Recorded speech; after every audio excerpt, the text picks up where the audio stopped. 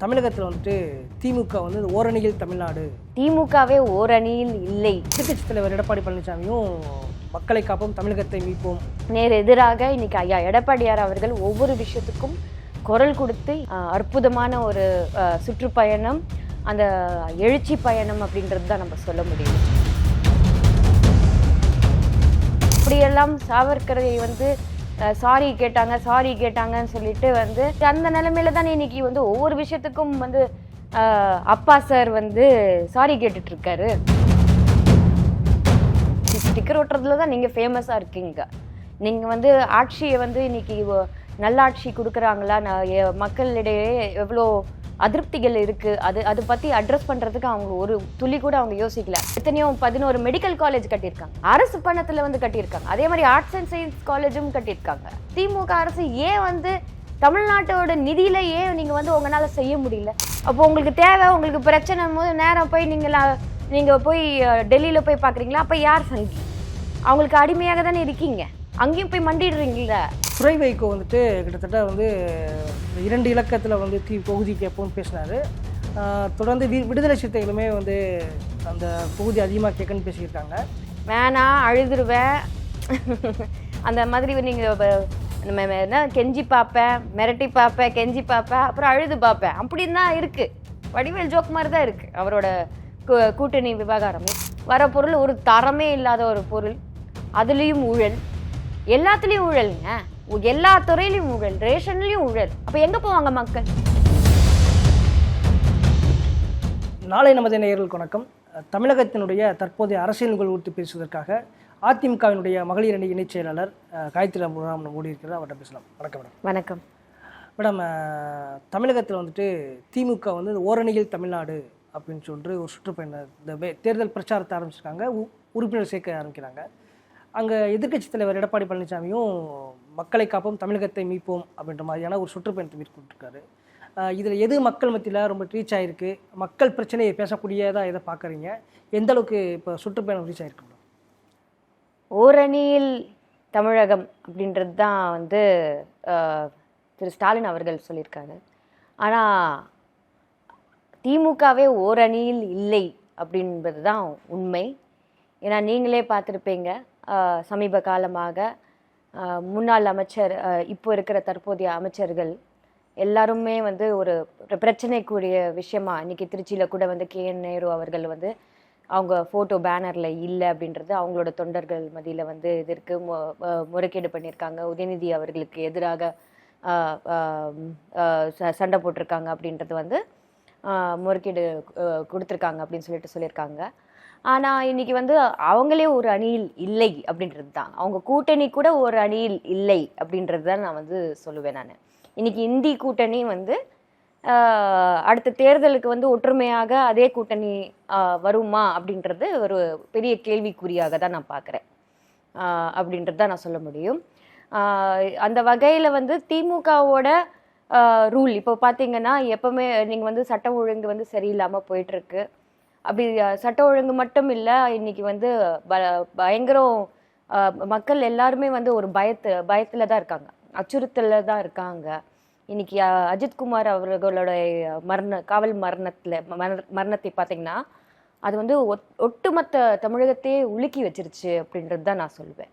பல உண்மைகள் இன்னைக்கு கூட வந்து ஒரு பள்ளி மாணவர்கள் விசாரணை என்ற பெயரில் ஒரு போலீஸ் வந்து அடின்னு அடிக்கிறாங்க. அது வந்து இன்னும் நிறுத்தப்படலை. அதே மாதிரி போலீஸ் அதிகாரிகள் வந்து நிதி கேட்டு, உரிமை கேட்டு போராடக்கூடிய மக்களுக்காக அவங்கள வந்து மிரட்டியிருக்காங்க, வேற மாதிரி ஆயிடும் அப்படின்னு சொல்லிட்டு மிரட்டியிருக்காங்க. ஸோ அந்த மாதிரி ஒரு விஷயத்துல இந்த மாதிரி ஒரு நியாயத்தை கேட்டு, அதுவும் சிவகங்கை மாவட்டத்தில் இந்த மாதிரி தீ விபத்து வந்தது, அதுக்கான நிதி வேணும் அப்படின்றது வந்து ஒரு பேசியிருக்காங்க. அப்படின் போது அதுக்கான பேசுகிற மக்களை வந்து பேச விடாமல் பண்ணுறது வந்து எவ்வளோ பெரிய அநியாயமான ஒரு விஷயம் அப்படின்றது தான் நான் சொல்வேன். அதே மாதிரி கோயம்புத்தூரில் கொங்கு பகுதியில் இருக்கக்கூடிய முதியோர்கள் வந்து தொடர்ந்து கொல்லப்பட்டு வருகிறார்கள். ஆனால் அது பார்க்கும்போது ஒரு இன்னொருத்தர் மேலே வந்து பழியை போட்டு இப்போதைக்கு கேஸை முடிக்கணும், சீக்கிரம் முடிக்கணும் அப்படின்ற ஒரு இதில் தான். ஏன்னா அடுத்த ஆட்சி மாற்றம் வந்துச்சுன்னா அவங்களுக்கு வந்து எவ்வளோ பெரிய ஒரு பயம் இருக்கும் அப்படின்றது வந்து அது அவங்களோட பயத்தை வந்து திமுகவோட ஆட்சியில் நல்லாவே தெரியுது அப்படின்றது தான் நான் சொல்லுவேன். சட்ட ஒழுங்கு மட்டும் இல்லை, பெண்கள் பாலிய வன்கொடுமைகள், அங்கங்கே அநியாயங்கள் ரொம்ப மோசமாக நடக்குது. நீலகிரியில் வந்து ஒரு 21 மாணவர்களை வந்து மாணவிகளை வந்து பாலியல் பலாத்காரம் பண்ணியிருக்காங்க. அந்த 21 நடக்கிற வரைக்கும் இன்னைக்கு வந்து அரசு வந்து ரொம்ப குவைட்டாக இருக்கு. இன்னைக்கு அன்பில் மகேஷ் அவரோட தொகுதியிலேயே, அவரோட ஊர் மாவட்டத்திலேயே நீங்க பார்த்தீங்கன்னா ஒரு பள்ளி ஆசிரியர் வராரு. அவர் வந்து ஃபுல் தண்ணி அடிச்சு அவர் வந்து மயங்கி விழுந்து கிடக்கிறாரு. அங்க இருக்கிற வேலை செய்யக்கூடிய மக்கள் வந்து அங்க வந்து, என்ன சார் நீங்களே இப்படி பண்ணீங்கன்னா எப்படி அப்படி சொல்லிட்டு நீங்க அங்க வந்து பள்ளிக்கு வந்து இவ்வளவுதான் இது இருக்கு அப்படின்றது மாதிரி சொல்றாங்க. ஸோ இந்த நிலைமைக்கு தான் இன்னைக்கு போய்கிட்டு இருக்கே தவிர திமுகவோட ஆட்சியில முறையாக நியாயமாக நடக்கக்கூடிய விஷயம் ரொம்ப குறைவு அப்படின்றதா சொல்லுவேன். இன்னைக்கு பஸ் ஆரம்பிச்சா அதே நாள்ல பஸ் வந்து ஓடாம போய் நின்னது நம்ம எல்லாருமே பார்த்தோம். டிரைவருக்கு எப்படி இயங்குறது கூட தெரியல. ஆமா, அதே மாதிரி தண்ணி இது வச்சிருக்காங்க, வாட்டர் பெசன் நகர்லயோ எங்கேயோ வச்சிருக்காங்க. அங்க போய் தொடக்கத்துக்கு போனாங்க. அது ஒரு பட்டன் காலையில அவர் அமுக்கிற வரைக்கும் தான் தண்ணி வந்துச்சு, ஈவினிங் அந்த தண்ணி வரல. ஸோ இந்த ஒரு நிலைமையில தான் இருக்கு. ஸோ வெறும் ஒரு சும்மா அறிவிப்புக்காக ஒரு இந்த மாதிரி நாங்கள் பண்ணியிருக்கோம் அப்படின்னு சொல்றதுக்கு இது வந்து கண் தொடைப்பாக அதில் எவ்வளோ ஊழல் நடந்திருக்குன்றது நம்ம யாருக்குமே தெரியல அப்படின்றத சொல்வேன். அதே மாதிரி தான் இன்னைக்கு வல்வர் கோட்டமே நீங்கள் எடுத்துக்கோங்க. நாங்கள் வல்வர் கோட்டம் வந்து ரெனோவேஷன் பண்ணி மேம்படுத்தி ரொம்ப அழகாக ஆக்கிறோம் அப்படின்னு சொல்லிட்டு ஒன்றும் பண்ணலை. திருப்பி பெயிண்ட் அடிச்சிருக்காங்க. அது பெயிண்ட் அடிச்சுட்டு லைட்டிங் போட்டிருக்காங்க, அவ்வளோதான்.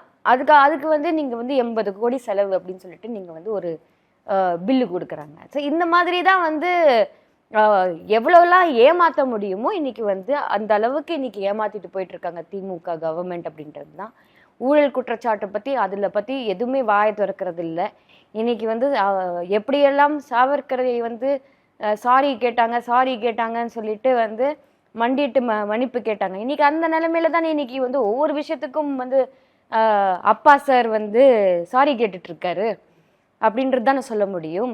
அதாவது காவல் துறையில இருக்கக்கூடிய சில போலீஸ் அதிகாரிகள், பெரிய அதிகாரிகள் சில தவறுகள் செய்யும் போது அது எப்படி காப்பாற்றலாம் அவங்கள அப்படின்ற ஒரு நோக்கத்துல தான் இருக்காங்களே தவிர ஒரு சாரியால வந்து ஒரு கொலையை வந்து மறைக்கலான்னு அளவுக்கு இன்னைக்கு வந்து போயிட்டு இருக்கு அப்படின்றது தான் நான் சொல்வேன். யாரை காப்பாற்ற முயல்றாங்க அப்படின்றதா யாருக்குமே தெரியல. ஸோ மோசமான ஒரு ஆட்சி கொடுத்துட்டு இருக்காங்க. இது கிட்டத்தட்ட ஒரு கொடுங்கோல் ஆட்சின்றதா நம்ம எல்லாருமே, இது நான் சொல்ற வார்த்தையே கிடையாது. இன்னைக்கு மக்கள் சொல்லக்கூடிய ஒரு வார்த்தை என்னன்னா திமுக ஆட்சி வந்து ஒரு கொடுங்கோல் ஆட்சி அப்படின்றது தான் சொல்றாங்க. அதுக்கு இன்னைக்கு வந்து நேர் எதிராக இன்னைக்கு ஐயா எடப்பாடியார் அவர்கள் ஒவ்வொரு விஷயத்துக்கும் குரல் கொடுத்து இன்னைக்கு முக்கியமாக இன்னைக்கு வந்து ஜூலை 7ஆம் தேதி ஆரம்பிச்சிருக்காரு. அற்புதமான ஒரு சுற்றுப்பயணம், அந்த எழுச்சி பயணம் அப்படின்றது தான் நம்ம சொல்ல முடியும். ஏன்னா நீங்கள் பார்த்தீங்கன்னா ஒவ்வொரு விஷயத்துக்கும் இன்னைக்கு வந்து கணீர்னு குரல் கொடுத்தது. இன்னைக்கு வந்து அஜித்குமார் அவர்களோட வழக்கு கூட வந்து பெண அரசியல் பண்ணாமல் கோர்ட்டுக்கு அணுகி, அதுவும் லீகல் விங்கோட நம்ம வழக்கறிஞர் பிரிவோட நம்ம வந்து அங்கே போய் வந்து வாதாடி அவங்களுக்கு நீதி நம்ம பெற்றுக் கொடுக்கணும் அப்படின்ற ஒரு இதில் வந்து ஐயா எடப்பாடியார் அவர்கள் பெண அரசியல் பண்ணாமல் அதில் எப்படி எந்த முறையில் நம்ம செய்யணுமோ அவ்வளோ அழகாக அந்த எடுத்துகிட்டு போனார். இன்னைக்கு வந்து அஜித்குமாரோட தம்பி கூட இன்னைக்கு வந்து கதறாங்க. வீடு வந்து காட்டுக்குள்ள கொடுத்துருக்காங்க, வேலைங்கன்னா 80 கிலோமீட்டர் தள்ளி கொடுத்துருக்காங்க. சரி, இதெல்லாம் வந்து என்ன தெரியுமா, ஐ வாஷ் மாதிரி தான் பண்றாங்க, அவ்வளவுதான். சாரி. ஸோ கள்ளக்குறிச்சி கள்ள சாராயம்ல இறந்து போன 68 பேருக்கும் அவ்வளவுதான் சாரி.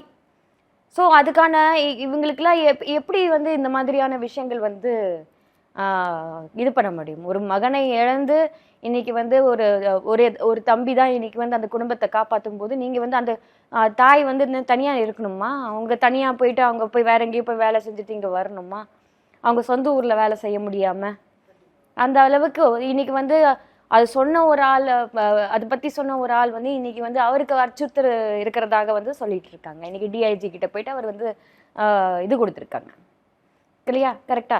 ஸோ அந்த மாதிரி விஷயம் இருக்கும்போது இன்னைக்கு சட்ட ஒழுங்கு பத்தி ஐயா எடப்பாடியார் அவர்கள் தொடர்ந்து இப்போன்னு இல்லை, கிட்டத்தட்ட 4.5 ஆண்டு ஆட்சி காலகட்டத்தில் இன்னைக்கு திமுக காலகட்டத்தில் நீங்க பாத்தீங்கன்னா தொடர்ந்து ஐயா சொல்லிக்கிட்டே வந்துட்டு இருக்காரு.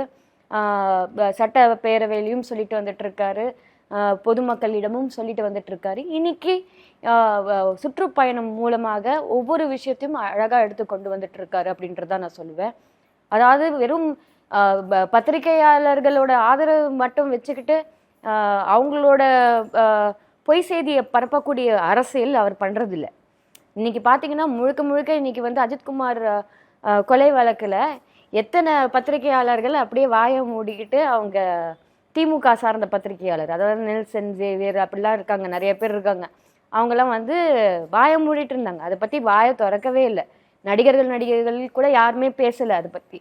ஆனா இன்னைக்கு வந்து பிரச்சாரத்தை பத்தி பேசுறதுக்கு ஐயா எடப்பாடியார் அவர்களை வந்து கேலி கிண்டல் பண்றதுக்கு மட்டும் இன்னைக்கு முழிச்சுக்கிட்டு இருக்காங்க அப்படின்றதுதான் வந்து சொல்ல முடியுது, அப்படின்றது நம்ம சொல்ல முடியும். இந்த சுற்றுப்பயணத்தில் கூடக்கூடிய கூட்டம், மக்கள் ஆதரவுன்றது கண்டிப்பாக ஒரு திமுகவுக்கு ஒரு அச்சத்தை ஏற்படுத்தியிருக்கின்ற மாதிரி சொல்லப்படுது. 100%. அதான் கதி கலங்கி போயிருக்காங்க. அடுத்தது என்ன பண்றது, எப்படி போய் உருட்டலாம், எப்படி போய் சொல்லலாம், கிட்டத்தட்ட எல்லா ஆதாரத்தோடு பேசக்கூடிய ஒரு தலைவர் ஐயா எடப்பாடியார் அவர்கள். நீங்க வந்து அவரோட நேர்காணல்லாம் பார்க்கும்போது நீங்க பாத்தீங்கன்னா விவசாயிகளை பத்தின கேள்வி, அவங்க கேட்கிற கேள்விக்கு தெளிவாக வேற எந்த தலைவர்களும் இந்த மாதிரி பேசக்கூடிய ஒரு தலைவர் நான் பார்த்ததே கிடையாது. தெளிவாக எப்படி ஒரு பஃபலோ நம்ம இது தேர்ச்சி எடுக்கணும், செலக்ட் பண்ணி நம்மளுக்கு எப்படி வந்து மக்கள் இடையில விவசாயிகளுக்கு இடையில கொண்டு வந்தாங்க, அந்த மாதிரி விஷயங்கள்ல இருந்து அத்திக்கீடு அவினாஷி திட்டமா இருக்கட்டும், எல்லாமே வந்து அதுக்கான பதில் வந்து அழகா அற்புதமாக கொடுக்கக்கூடிய கூட்டு குடிநீர் திட்டமா இருக்கட்டும், எல்லாமே நம்ம கொண்டு வந்தது இவங்க ஸ்டிக்கர் போட்டு ஒட்டிக்கிறாங்களே தவிர அது மாதிரி சொல்லிட்டு அற்புதமாக இந்த அளவுக்கு தெளிவாக மு.க. ஸ்டாலின் அவர்கள் இந்த மாதிரி ஒரு கேள்விக்கு இந்த மாதிரி பதில் கொடுத்து நீங்க என்னைக்காவது நீங்க பார்த்துருக்கீங்களா அப்படின்னு பார்த்தாச்சுன்னா கிடையாது. நீங்க அஜித்குமாரோட கொலை வழக்குலயே நீங்க பாத்தீங்கன்னா கேமராக்கு முன்னாடி வராங்க, பிரஸ் மீட்டு நம்ம எல்லாமே வலியுறுத்தினால தான் அவர் வந்தாரு, ஓகேங்களா? அப்ப வலியுறுத்தினால தான் அவர் வந்தாரு, கேமராக்கு முன்னாடி பேட்டிக்கு வந்தாரு. பேட்டிக்கு கேட்கும்போது அங்க இருக்கிற செட்டிங்ஸ் செய்து ஒரு பத்திரிகையாளர் கேள்வி கேட்கறாங்க, அவர் கேட்கிற கேள்வியிலேயே பதில் இருக்கிற மாதிரி அவங்களுக்கு சொல்லி கொடுக்குறாங்க. அவர் 2 வார்த்தையில பதில் சொல்லிட்டு அவர் போயிடுறாரு. இதுதான் வந்து டிஎம்கே ஸ்டைல் அப்படின்றது நான் சொல்ல முடியும். திமுகவோட ஸ்டைல் என்னன்னா நழுவுற மீன்ல கழுவுற மீன் மாதிரி போயிட்டு இருக்காங்க அப்படின்றது தான் நான் வந்து சொல்ல முடியும். இப்போ இந்த ஓரணியில் தமிழ்நாடு இந்த உறுப்பினர் சேர்க்கை கூட வந்துட்டு இந்த ஆதார் ஓடிபிலாம் கேட்குற மாதிரியான ஒரு குற்றச்சாட்டு வருது. அது எந்த அளவுக்கு நீங்கள் சரின்னு பார்க்குறீங்க? அதெல்லாம் ரொம்ப தவறான ஒரு விஷயம். நீங்கள் வந்து போய் ஸ்டிக்கர் ஓட்டுனீங்களா, நீங்கள் ஸ்டிக்கர் ஓட்டுறதுல தான் நீங்கள் ஃபேமஸாக இருக்கீங்க. நீங்கள் வந்து ஆட்சியை வந்து இன்னைக்கு நல்லாட்சி கொடுக்குறாங்களா, மக்களிடையே எவ்வளோ அதிருப்திகள் இருக்கு, அது பற்றி அட்ரஸ் பண்ணுறதுக்கு அவங்க ஒரு துளி கூட அவங்க யோசிக்கல. டைரெக்டாக அஜித்குமார் அவர்கள் இறந்த மறுநாளே வந்து திசை திருப்பறதுக்காக நேராக அடுத்த நாளே வந்து ஸ்டிக்கர் ஓட்ட போயிட்டாங்களே. ஸ்டிக்கர் ஓட்ட போனனால தான் இன்னைக்கு நம்மளுக்கு தெரியுது எவ்வளோ ஒரு மோசமான ஒரு ஆட்சி, ரொம்ப மோசமான ஒரு ஆட்சி போய்கிட்டு இருக்குன்றது வந்து அவங்க வெறும் விளம்பரத்தை நம்பி இருக்கக்கூடிய கட்சி வந்து திமுக கட்சி அப்படின்றது தான் நம்ம சொல்ல முடியும். ஆனால் வந்து ஐயா எடப்பாடியார்கள் அப்படி கிடையாது. ஒவ்வொரு விஷயத்துக்கும் கேள்விகளுக்கும் பதில், யாராக இருந்தாலும் பொதுமக்கள் யார் கேள்வி கேட்டாலும் அதுக்கான பதில் வந்து நேரடியாக நியாயமாக அவர் வந்து சொல்றாங்க. இன்னைக்கு வந்து அங்க இருக்கிற பெண்மணி கூட வந்து எங்களுக்கு முன்னாடி இருந்த இந்த ஸ்கூட்டி அந்த திட்டம் வேணும்னு கேட்குறாங்க. அது நிறுத்தப்பட்டது வந்து கண்டிப்பாக நாங்கள் திருப்பி கொடுப்போம், ஏன்னா அதெல்லாம் பெண்களோட உரிமை, அதெல்லாம் நம்ம கொடுப்போம் அப்படின்னு வந்து ஐயா எடப்பாடியார் அவர்கள் வந்து அழுத்தம் திருத்தமாக சொல்லிட்டு இருக்காங்க.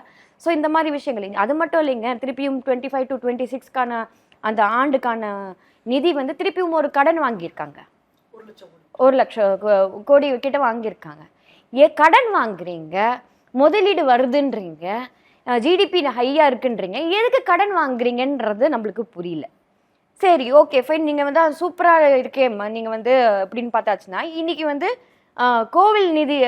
கோவிலோட நிதியை ஹெச்ஆர்என்சி வந்து தவறாக அவங்க வந்து ஒரு ட்ரஸ்டி மூலியமாக தான் வந்து இந்த மாதிரி விஷயங்கள் செய்ய முடியும். ட்ரஸ்டி, அந்த கோவிலோட ட்ரஸ்டி ஐயா எடப்பாடியார் அவர்கள் அவர் வந்து பள்ளி கல்லூரியோ பள்ளியோ கட்டக்கூடாது அப்படின்லாம் சொல்லலை, நம்மளோட கண்ணு. ஆனால் அது முறையாக செய்யணும், அது முறையாக செய்யணும். ஆனால் திமுக வந்து அது முறையாக செய்யாம என்ன பண்றாங்கன்னா ஹெச்ஆர்என்சி டைரக்டா வந்து அந்த இதுல வந்து கை வைக்கிறாங்க. அதை வந்து இப்போ சர்ச்சையாக்கியிருக்காங்க. அவர் சொன்ன சர்ச்சை என்னன்னா அது சதி, இது சதி திட்டம் சொன்னது வந்து அவர் சொல்ற வார்த்தைகள் நீங்க பாத்தீங்கன்னா இது மக்கள் சொன்ன வார்த்தையா சொல்றாரு. மக்கள் வந்து இது சதி திட்டமாக எங்களுக்கு தோன்றுகிறது அப்படின்னு சொன்னாரு. இவர் வந்து அழகா அதை எடுத்து திருப்பியும் அது மென்ஷன் பண்ணியிருக்காரு. அப்படி இருக்கும்போது அதுக்கான பதில் என்ன இன்னைக்கு கோர்ட்ல இருக்கு. அந்த கோர்ட் வந்து என்ன சொல்லியிருக்கு, நம்மளுக்கு ஹைகோர்ட் என்ன சொல்லியிருக்காங்கன்னா ட்ரஸ்டி வச்சுதான் நீங்க வந்து அந்த நிதியை நீங்க வந்து ஃபண்ட்ஸ் நீங்க எடுக்க முடியும், கோவிலோட ஃபண்ட்ஸ் நீங்க வந்து அந்த ட்ரஸ்டி மூலியமா தான் நீங்க எடுக்க முடியுமே தவிர ஹெச்ஆர்என்சி டைரக்டா போயிட்டு நீங்க வந்து அதை எடுக்க முடியாது அப்படின்றது. ஆமா, அரசாங்கம்க்கும் கோவில் நிதிக்கும் வந்து இதே கிடையாது. அப்படி பார்த்தாச்சுன்னா ஐயா எடப்பாடியார் அவர்கள் கோவில் நிதியை டிபெண்ட் பண்ணியா வந்து இருந்தார்.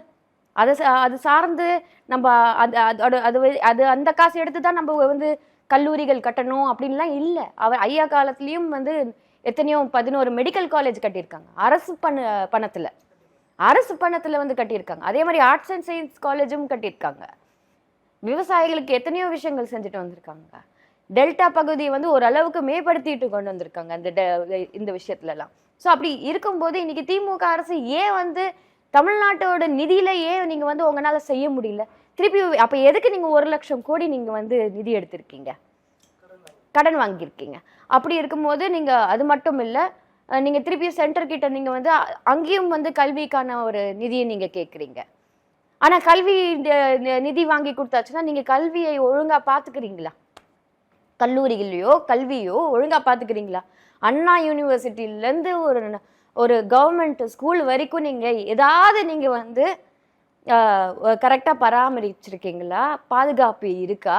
என்ன பண்ணியிருக்கீங்க? நீங்க ஒண்ணுமே செய்யல திமுக. அப்படின்னு இருக்கும்போது உடனே நீங்க வந்து சங்கி பாஜக வந்து முழுமையாக அடிமையா இருக்காங்க. நாங்க அனைத்து இந்திய அண்ணா திராவிட முன்னேற்ற கழகம் நீதிக்கு அடிமை, நியாயத்துக்கு அடிமை. ஆனா திமுக மாதிரி போதைக்கு அடிமை கிடையாது நாங்க, அப்படின்றது தான் உண்மையா சொல்லணும். அதே மாதிரி இன்னைக்கு வந்து திமுக போன்ற திமுகல இருக்கிற தலைவர்கள் ஒவ்வொருத்தரும் வந்து இது எப்படி வந்து திசை திருப்பி அவங்க வந்து அதுக்கு வந்து வடிவம் கட்டலாம் அப்படின்றத பாக்குறாங்க. உடனே சங்கின்னு சொல்லிட்டு அமித்ஷா அவர்களுக்கு நாங்க அடிமை அப்படின்ற சொல்றதெல்லாம் அது அரசியலே கிடையாது. இன்னைக்கு அப்படி பார்த்தாச்சுன்னா அவங்க வீட்டுல இருக்கிற துர்கா ஸ்டாலின் அம்மா அவங்களும் தான் கோவிலா போய் பிராமணர்களை கூப்பிட்டுட்டு உட்கார வச்சு அவங்க தோஷத்துக்காக ஏதோ என்னமோ பண்றாங்க. அப்ப அது யார் சங்கி? இல்ல வந்து மாப்பிள்ளை போய் எல்லா கோவிலையும் யாகம் பண்றாங்களே, அப்ப யார் சங்கி? அப்போ உங்களுக்கு தேவை, உங்களுக்கு பிரச்சனை போது நேரம் போய் நீங்க போய் டெல்லியில போய் பாக்குறீங்களா? அப்ப யார் சங்கி? அவங்களுக்கு அடிமையாக தானே இருக்கீங்க, அங்கேயும் போய் மண்டிடுறீங்கள அப்படின்றத நம்ம சொல்ல முடியும். இந்த வல்லக்கோட்டை முருகன் கோவிலில் குடமுழுக்கு விழா, அதில் வந்து செல்வப்பிறந்தகை காங்கிரஸ் கட்சியினுடைய தமிழக தலைவர் அவர் வந்து உள்ள அனுமதிக்கப்படலன்னு குற்றச்சாட்டு இருக்குது. அவர் என்ன சொல்கிறாருன்னா செய்தியாளர் சந்திப்பில், கிட்டத்தட்ட இது 2000 வருஷ பிரச்சனை, இது ஒரே நாளைக்கு தீந்துராது, அதிகாரிகள் தவறு செய்கிறாங்க, முதல்வருடைய பெயருக்கு களங்கம் விளைக்க கூடாது, மக்களாக சாமி தரிசனம் பண்ணிட்டு வந்தேன்னு சொல்கிறாரு. அதைத் தொடர்ந்து அமைச்சர் சேகர்பாபு செல்வப்பிறந்தகை வீட்டில் போயிட்டு மன்னிப்பு கேட்டு வந்திருக்காரு. இது எப்படி பார்க்குறீங்க மேடம்? 2 விஷயம் நடக்கிறதுக்கான ஒரு வாய்ப்பு இருக்கு. ஒன்று வந்து இப்போ திசை திருப்பறதுக்கு, இது வந்து ஒரு அரசியல்ல ஏதாவது ஒரு பிரச்சனை இது வரும்போது தான் இந்த மாதிரியான கோவில் விஷயத்த வந்து கையில் எடுப்பாங்க. தீண்டாமை அப்படின்னு சொல்லுவாங்க. உடனே வந்து பக்தகர் அப்படி இப்படி விட மாட்டேங்கிறாங்கன்னா சமூக நீதி இல்லை அப்படின்றது வந்து அது வந்து இது வந்து கரெக்டாக எலெக்ஷன் டைம்ல எப்பவுமே நடக்கக்கூடிய ஒரு ஸ்ட்ராட்டஜியாக தான் நான் பார்க்குறேன். இந்த யுக்தி வந்து காலங்காலமாக வந்து பயன்படுத்திக்கிட்டு தான் இருக்காங்க. ஆனால் இது வந்து அந்த சமூக நீதிக்கான இதுக்கு நியாயமான ஒரு கேள்வி. அது வந்து இன்னைக்கு திமுக ஆட்சியிலேயே இன்னைக்கு இது நடந்திருக்குன்னா அவ்வளோ மோசமாக தான் இருக்கு. ஏன்னா வந்து எந்த அதிகாரிகளும் முதலமைச்சர் பேச்சை கேட்கறது கிடையாது அப்படின்றது தான் உண்மை. எல்லாருமே பார்த்துட்டு தான் இருக்காங்க. இன்னைக்கு அந்த உண்மை எல்லாருக்குமே அறிஞ்சிருக்காங்க. அதனால தான் இன்னைக்கு வந்து ஒரு திமுகல அணியா இருக்காங்க. ஒரு அணியில் இல்லை ஒரு ஒரு அணியில் இருக்காங்க அப்படின்றது தான் நம்ம சொல்ல முடியும். ஸோ அப்படி பார்க்கும்போது செல்வ பெருந்தகை அவர்களோட மீட் பண்ணி திருப்பியும் சாரி கேட்கறது வழக்கமாயிடுச்சு, மன்னிப்பு கேட்கறது தான் இப்போ வந்து திமுகவோட ஸ்டைல் ஆயிடுச்சு. ஸோ அப்படி இருக்கும்போது இன்னைக்கு வந்து அதுக்காக தான் வந்து இந்த மீட்டிங் நடந்திருக்கா, இல்லைன்னா ஆம்ஸ்ட்ராங் கொலை வழக்கில் சிபிஐ விசாரணைக்கு வந்து மாற்ற வேண்டும் அப்படின்ற ஒரு விஷயத்துக்காக இந்த மீட்டிங் நடந்ததா? ஏன்னா வந்து அந்த கிட்டத்தட்ட அந்த தொகுதி வந்து அவங்களோட கண்ட்ரோலில் இருக்கக்கூடிய ஒரு தொகுதியாக தான் நம்ம பார்க்குறோம் அப்படின்றது தான் நான் சொல்ல முடியும். ஸோ அப்படி இருக்கும்போது இது வந்து 2 விதமாக பார்க்கலாம் அப்படின்றது தான். ஆனால் கோவிலில் அந்த மாதிரி நடந்திருக்கக்கூடாது. ஒரு எஸ்பெஷலி இது வந்து நம்ம ஒரு எல்லாருமே வந்து போய் சாமியை தரிசிக்கக்கூடிய ஒரு நபர்கள் தான். அந்த மாதிரி யாருமே வந்து அலௌட் இல்லை, அப்படி இல்லை அப்படின்றது கிடையாது. இல்லை, திமுக அந்த சனாதனத்துக்கு எதிராக பேசியது, உதயநிதி கூட பயங்கரமாக வந்து சனாதனத்துக்கு எதிராக பேசினார். ஆனால் அந்த ஆட்சியில் வந்துட்டு சனாதனத்தின் அடிப்படையில் தான் அவர் வந்து மறுக்கப்பட்டிருக்கு. அவர் என்ன சொல்கிறாருன்னா, தமிழிசை சவுந்தரராஜனுக்கு எனக்கு முன்னால் அனுமதிக்கப்பட்டது எனக்கு அனுமதிக்கப்பட்டன்றப்போ ஒரு ஜாதியின் அடிப்படையில் தான் தடுக்கப்பட்டதா அவரே வந்து ஒத்துக்கிறார். இதை எப்படி பார்க்குறது? யார் ஒத்துக்கிறாரு? செல்வப்பெருந்தகை சொல்றாரு, தமிழிசை சவுந்தரராஜனுக்கு அனுமதிச்சாங்க, என்னை அனுமதிக்கலன்றப்ப இது 2000 கால பிரச்சனை, 2000 வருஷ பிரச்சனை, அது ஒரு நாள் தீராது. அப்படி கிடையாது. அது அவரை வந்து இந்த கோவில்ல ஏன் விடலை, ஏன் விட்டாங்கன்றது அங்க இருக்கிற அதிகாரிகளை தான் நம்ம கேட்கணும். யாருக்கு அடியில இருக்கு? சேகர் பாபு அவருக்கு அடியில இருக்கு. அப்போ அவங்களோட கூட்டணி கட்சியில இருக்கிற தலைவருக்கே இந்த மரியாதை தான். அப்போ யோசிச்சு பாருங்க. அதுதான் சொல்றேன், அங்க கூட்டணியே ஒரு அணியா தான் இருக்கு அப்படின்றது தான் நான் சொல்லுவேன். அவ்வளவுதான் அவங்களுக்கு மரியாதை அங்கேயும் கொடுக்கப்படுது, கட்சியிலையும் கொடுக்கப்படுது அப்படின்றது தான் நான் சொல்ல முடியும் அப்படின்னு தான். ஏன்னா இது வந்து கோவில்ல நடக்க வேண்டிய விஷயம், அது தட்டி கேட்கணும். அது வந்து அந்த மாதிரி இருக்கக்கூடாது. பொதுமக்களாக கும்பிடுறதுல ஒன்றும் தப்பு இல்லை. அதே மாதிரி ஒரு விஐபியில தான் போகணும்னு அவசியம் இல்லை. சாமி கும்பிடுறது நம்ம எப்படி வேணா சாமி கும்பிடலாம் அப்படின்றது தான். ஸோ என்னை பொறுத்த வரைக்கும் அது அவருக்கு நடந்திருக்கக்கூடாது. அது தவறு. அது திமுக ஆட்சியில் நடந்தது. அது அலட்சியம்னு நான் சொல்ல மாட்டேன். சனாதனம் அழிப்பேன் அப்படின்ற சொல்றதுலாம் அதெல்லாம் சும்மா. நீ சனாதனம் அழிக்கிறேன்னு சொல்லிட்டு அப்போ எதுக்கு கோவிலோட பணத்தை எடுத்து நீங்கள் வந்து காலேஜ் கட்டுறீங்க? கரெக்டா இல்லையா? அது வந்து நீங்கள் வந்து நம்ம வேறு மதத்துலேயும் அவங்களோட கோவில்கள் இருக்கு. அவங்களோட படத்தை ஈஸியாக போய் நீங்கள் வந்து தொட முடியுமா? தொட முடியாது. அப்போ இந்து மக்களோட இது அது யாரும் நோ சொல்ல போகிறதில்ல. இன்னைக்கு லாயலா காலேஜும் நம்ம ஹிந்து நிலத்தில் தான் இருக்கு. இந்து டெம்பிளுக்கு அடியில் தான் வந்து அந்த நிலம் இருக்கு. அதுக்காக எஜுகேஷன் நிறுத்துங்கன்னு அங்கே யாரும் சொல்லலை. அங்கே எஜுகேஷன் போய்கிட்டு தான் இருக்கு. ஓகேங்களா? ஆனால் அந்த எஜுகேஷன் வந்து எல்லாருக்கும் போகுதா? இல்லை ஒரு குறிப்பிட்ட மதத்துக்கு தான் போய்கிட்டு இருக்கு. இன்னும் அவங்களுக்கு தான் ஃபர்ஸ்ட் ப்ரிஃபரன்ஸ், அதுக்கப்புறம் தான் மற்றவங்களுக்குலாம் வந்து போய் சேர்ற மாதிரி இன்னைக்கு இருக்கு. அப்படி இருக்கும்போது அதெல்லாம் மாறணும், எல்லாமே மாறணும். எல்லாருக்கும் பொதுவாக தான் இருக்கணுமே தவிர ஒரு பர்டிகுலர் மதத்துக்கு தான் போய் சேரணும் அப்படின்றது கிடையாது. அப்படி இருக்கவும் கூடாது அப்படின்றது தான் நான் சொல்லுவேன். அப்படி இருக்கும்போது இன்னைக்கு பார்த்தீங்கன்னா சனாதனம் இவர் அழிக்கிறேன், இது பண்ணுறேன்னு அப்படின்னு பார்த்தாச்சுன்னா, சனாதனத்தோட அடிப்படைன்னு பார்த்தீங்கன்னா அது எல்லா மதத்துலேயும் இருக்கு. எல்லா மதத்துலேயும் பெண்கள் வந்து ஃப்ரீடமாக இருக்க முடியாது. ஓகேங்களா? எல்லா மதத்துலேயும் வந்து இன்னொரு மதத்தை பார்த்தா அது வந்து தவறான மதமாக தான் பார்க்குறாங்க, தாழ்த்த மதமாக தான் பார்க்குறாங்க.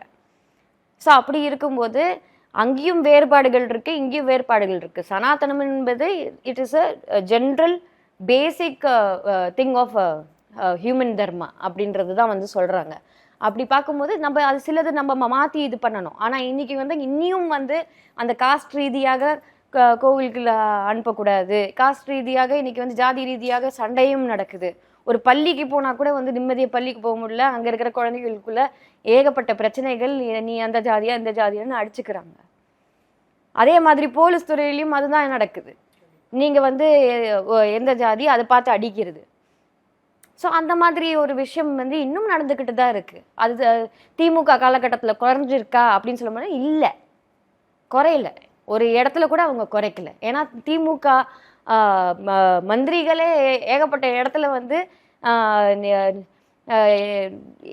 பேசியிருக்காங்க, நான் என்ன தாழ்த்தப்பட்டவனா அப்படின்னு பேசியிருக்காங்க. அதுக்கப்புறம் வந்து ஓசி தானே, இந்த மாதிரி மரியாதை இல்லாமல், மக்களை மரியாதை இல்லாமல் பேசுறது வந்து ஏராளமாக நடந்திருக்கு. ஸோ இது வந்து திமுக காலகட்டத்தில் அதிகமாக தான் இருக்குது. அவங்க சனாதனத்தை அழிக்கிற மாதிரி அந்த சனாதனத்தை இது வந்து கோர்ட்டில் வந்து அவங்க கேஸே போட்டிருக்காங்க. நீங்கள் பேசுனீங்கன்னா அது கரெக்டான எந்த இதை நீங்கள் வந்து அழிக்கணும்னு நினைக்கிறீங்க? அந்த பேசிக் தர்மாவை டோட்டலாக நீங்கள் அழிக்க முடியாது இல்லையா அப்படின்றது தான். ஸோ அது வந்து நீங்கள் வந்து எது அழிக்கணும், இது வந்து ஆதிக்கத்தனம் வந்து நம்ம வந்து இருக்கக்கூடாது, யாருக்கும் அந்த ஆதிக்கம் இருக்கக்கூடாது அப்படின்றது தான். நம்ம துரை வைகோ வந்துட்டு கிட்டத்தட்ட வந்து இந்த 2 இலக்கத்தில் வந்து தொகுதி கேட்போம்னு பேசினார். அதுக்கு தொடர்ந்து வைகோ வந்து ஸ்டாலினை சந்திச்சிருந்தார். தொடர்ந்து விடுதலை சிறுத்தைகளுமே வந்து அந்த தொகுதி அதிகமாக கேட்கணும்னு பேசியிருக்காங்க. ஆனால் மறுபடியும் இப்போ ஸ்டாலினை வந்து பார்த்துட்டு வந்திருக்காங்க. தொடர்ந்து ஏதாவது பேசக்கூடிய சூழலில் உடனே ஸ்டாலின் கூப்பிட்டு பேசக்கூடிய விஷயங்கள் வந்து எப்படி பார்க்குறீங்க? திமுக வந்து கூட்டணி கட்சிகளை மிரட்டக்கூடிய ஒரு செயலை பார்க்குறதா எப்படி பார்க்குறது? அதாவது ஸ்டாலின் அவர்கள் அவங்க கூட்டணியில் எத்தனை தொகுதி கேட்குறாங்க, யார் யார் கூட்டணியில் வந்து திருப்தியாக இருக்காங்க, யார் யாரெல்லாம் அதிருப்தியில் இருக்காங்க அப்படின்றது அது அவரோட நோக்கமே இல்லை. அவரோட அட்டென்ஷன் எல்லாம் பாஜக அதிமுக கூட்டணி ஒன்றாயிடுச்சு, அதிமுக பாஜக கூட்டணி எங்கே ஒன்றா இருந்து அவங்க நம்மளை சக்ஸஸ்ஃபுல்லாக இருந்து நம்மளை வந்து வீழ்த்திடுவாங்களோன்ற ஒரு பயம் அவருக்கு வந்துருச்சு. அப்புறம் வந்து இப்போ அதிக தொகுதி கேட்டாங்கன்னா எப்படி நம்ம இவங்க கிட்ட மேனேஜ் பண்ண போகிறோம்? இந்த மாதிரி ஏகப்பட்ட குழப்பங்கள் அவங்கக்கிட்டே இருக்குது. ஆனால் அவங்களோட கான்சென்ட்ரேஷன் எல்லாமே அதிமுக மேலே தான் இருக்குது. அதனால தான் சொல்கிறேன், அவங்களோட அரசு எப்படி நம்ம நடத்துகிறோம் அதை பற்றி கவலை இல்லை, அரசு மக்கள் எப்படி இருக்காங்க அதை பற்றி கவலை இல்லை. இன்னைக்கு விலைவாசி தொடர்ந்து உயர்ந்து போயிட்டே இருக்கு விலைவாசி. இன்னைக்கு வெங்காயம் விலையும் ரொம்ப அதிகமாயிருக்கு, சடனாக ஒரே நாளில் டக்குன்னு ஷூட் அப் ஆயிருக்கு. அதே மாதிரி நீங்கள் பார்த்தீங்கன்னா இன்னைக்கு எலக்ட்ரிசிட்டி பில்லு திருப்பியும் அதிகமாயிருக்கு. ஒவ்வொருத்தரும் எப்படி கட்டுவாங்க? பால் விலை அதிகமாக இருக்குது, ஒரு எது வாங்கினாலுமே விலை அதிகமாக இருக்குது. இன்னைக்கு மக்கள் வந்து ஒரு ரெண்ட்டுக்கு கொடுக்கறதுக்கு கூட வந்து வழி இல்லாமல் இருக்காங்க. அப்போ அன்றாட சாப்பிட்றதுக்கு அவங்க என்ன வழி பண்ணுவாங்க? அதெல்லாம் பற்றி அவருக்கு கவலை இல்லை. அவருக்கு அதிமுக பாஜக கூட்டணியில் இருக்காங்க அதை பற்றி தான் கவலையே தவிர தான் கூட்டணியில் வந்து யாரெல்லாம் திருப்தியாக இருக்காங்க அதை பற்றி அவருக்கு கவலை இல்லை. அதிருப்தி இருக்கக்கூடிய கூட்டணி கட்சி தலைவர்லாம் கூப்பிட்டு மிரட்டக்கூடிய ஒரு சூழல் இருக்கிற மாதிரி சொல்லப்படுது. கண்டிப்பாக அதுதான் செய்வார். அவருக்கு அதுதான் தெரியும். நல்லாட்சி கொடுக்க தெரியல அவருக்கு, மிரட்ட வேற வழி இல்லை. இப்போ என்ன பண்ணணும்? கட்டுப்பாட்டில் வைக்க போது அவங்க வந்து இந்த மாதிரி கூப்பிட்டு மற்ற தலைவர்களில் மட்டம் தட்டி அவங்கள வந்து நம்ம கூட எப்படியாவது வந்து மட்டம் தட்டி வைக்கணும் அப்படின்றத பார்க்குறாங்க, மரியாதை இல்லாமல். அது தப்பு இல்லையா? அவ்வளோதான் இருக்குது அவங்களுக்கு அவ்வளோதான் தெரியும். ஒருத்தரை கூப்பிட்டு இந்த ஆட்சியை எப்படி சரி செய்யணுன்றது அது நோக்கம் இல்லை. இந்த கூட்டணியை எப்படி சரி செய்யணும், அவங்களோட கூட்டணி பற்றி கவலை இல்லை. ஏன்னா நம்ம மிரட்டி பார்த்துக்கலாம், காசு கொடுத்து பார்த்துக்கலாம். அதாவது வடிவேல் ஜோக் மாதிரி தான் ஆயிடுச்சு. வேணாம் அழுதுருவேன் அந்த மாதிரி நீங்கள் நம்ம என்ன கெஞ்சி பார்ப்பேன், மிரட்டி பார்ப்பேன், கெஞ்சி பார்ப்பேன், அப்புறம் அழுது பார்ப்பேன் அப்படின்னு தான் இருக்குது. வடிவேல் ஜோக் மாதிரி தான் இருக்குது அவரோட கூட்டணி விவகாரம். இது வந்து அந்த அணுகுமுறை அந்த கூட்டணி கட்சிகள் அந்த தலைவர்களுக்கு மட்டும் இல்லை, இது மக்களிடையுமே அதே தான், மக்கள்கிட்டையும் அதே தான் பண்ணுறாங்களே தவிர அவங்கள வந்து சொல்லி பார்ப்பேன், அப்புறம் மிரட்டி பார்ப்பேன், அப்புறம் அவங்கள வந்து நசுக்கி பார்ப்பேன், அப்படி தான் இருக்காங்க. இதுதான் வந்து திமுக ஆட்சியோட செயலாக இப்போ இருக்கு. ஏன்னா இதுக்கு முழு கட்டுப்பாட்டில் அவர் கட்டுப்பாட்டில் இல்லை, அது வந்து வேற யாரோ கட்டுப்பாட்டில் எங்கேருந்து வந்திருக்காங்க என்னன்னே தெரியாமல் யுகா அமைப்பாளர் அப்படின்னு சொல்லிட்டு வேற மாநிலத்திலேருந்து இங்கே வந்து உட்காந்துட்டு இருக்கிறவங்க அவங்க கையில் கொடுத்தாச்சுன்னா அவங்க இஷ்டத்துக்கு பண்ணிக்கிட்டு இருக்காங்க. அவங்களுக்கு எப்படி தமிழ்நாட்டை பற்றி தெரியும்? அதுதான், தமிழ்நாடு மக்களை பற்றி அவங்களுக்கு வழி இல்லை, அவங்களுக்கு கவலை இல்லை, அவங்களுக்கு தேவை காசு. அதுதான் அதை நோக்கி தான் போயிட்டுருக்கு. ஸோ அவங்க என்ன எப்படி மக்களை ஏமாற்றலாம்னா இப்போ காசு கொடுத்து ஏமாற்றலாம், இப்போ எல்லா பெண்களுக்கும் 1000 ரூபா கொடுக்கலாம் அப்படின்னு சொல்லிட்டு வந்து எல்லா வாகனம் வச்சிருக்கிறவங்க வாகனம் வைக்காதவங்க எந்த ஓட்டு அந்த ஐடி இந்த ஐடியெல்லாம் கிடையாது, எல்லா பெண்களுக்கும் 1000 ரூபா கொடுக்கலாம் அப்படின்னு. ஏன் 10,000 ரூபா கொடுங்களேன், இவ்வளோ நாள் சேர்த்து வச்சு 10,000 ரூபா கொடுங்களேன். இப்போ வந்து பொங்கல் வரப்போகுது, பொங்கலுக்கு வந்து நீங்கள் வந்து என்ன சொன்னீங்க, 5,000 ரூபா கொடுப்பேன்னு சொன்னீங்க, 5,000 கொடுக்கணும்னு சொன்னார், கொடுக்கணும்னு சொன்னீங்க. அப்போ நீங்கள் கொடுக்கல, போன வருஷமும் நீங்கள் தரல, அப்போ இன்னைக்கு இந்த வருஷம் நீங்கள் எவ்வளோ தரணும்? அதுக்கும் 10,000 ரூபா தரணும். தருவாங்களா?